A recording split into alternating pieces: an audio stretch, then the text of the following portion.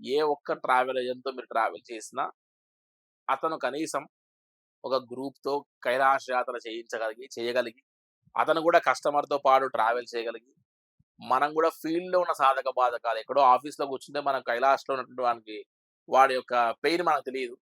మనం ఫీల్డ్‌లో వెళ్ళినప్పుడు ఏం అవసరం లేదు. మేము గూడా కైలాస యాత్ర 5 ఇయర్స్ తర్వాత ఓపెన్ అయ్యాక వెళ్ళాం. వెళ్ళిన తర్వాత కొన్ని కొన్ని చాలా మార్పులు చేయవలసొచ్చింది. ఫస్ట్ బ్యాచెస్ వెళ్ళంగానే వెంటనే అక్కడే నేను 25 డేస్ ఉండి మొత్తం అన్ని సరి జేసి నెక్స్ట్ బ్యాచెస్‌ని సెట్ జేసి, కావాల్సినటువంటి ఒక కరెక్షన్స్ అన్ని జేసి, ఎక్కడెక్కడైతే వీళ్ళు ఇబ్బంది పడుతున్నారన్న విషయాన్ని నాకు ఫస్ట్ 2 బ్యాచెస్‌లో అర్థం కాంగానే, తర్వాత రెక్టిఫై చేసుకోవాల్సిన పరిస్థితులన్నీ చేసుకుంటూ రావడం జరిగింది.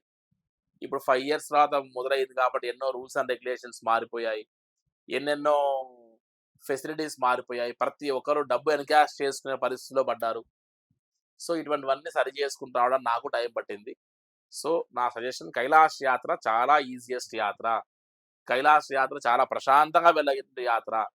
ఈ యాత్రని ఏదున్నా సరే ఒక అనుభవం కలిగినటువంటి కైలాష్ యాత్ర ఒక ఆధ్యాత్మికమైన యాత్ర. దీన్ని వ్యాపార నిమిత్తంతో పోల్వనటువంటి వ్యక్తులతో వెళ్ళేటువంటి ఏ ఒక్కరైనా కైలాస యాత్ర చేయొచ్చు. కైలాస యాత్ర చేయడం పెద్ద గొప్ప సంగతి గాదు. కైలాస యాత్ర పరిక్రమ చేయగలిగినటువంటి వారు అసలు ఈ శివపార్వతులనే కాదు, సృష్టిలో ఏమి చూడాలో అన్నీ చూసొచ్చుంటాడు. కైలాష్ పరిక్రమ చేసిన తర్వాత life before Kailash, life after Kailash అని 2 రకాలుగా మనం నిర్వచనం చెప్పొచ్చు. నా లైఫ్ కూడా కైలాష్ యాత్ర కంటే ముందు ఐ యామ్ సంథింగ్ డిఫరెంట్.